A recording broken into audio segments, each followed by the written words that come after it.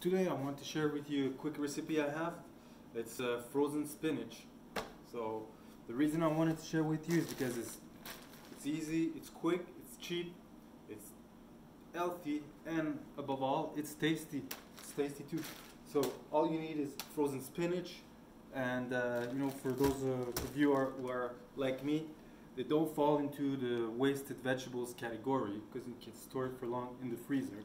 You also need lemon juice, garlic powder, and optional salt. Of course, you can use the fresh one. It takes a little more time with preparation, but yeah, that's doing the trick as well. So that's the final result. Took about 5 minutes to cook total time.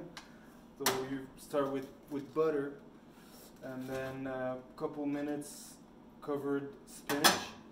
Then you add garlic powder, and then just right before the end, 1 minute after you're done, before being done, you add lemon juice.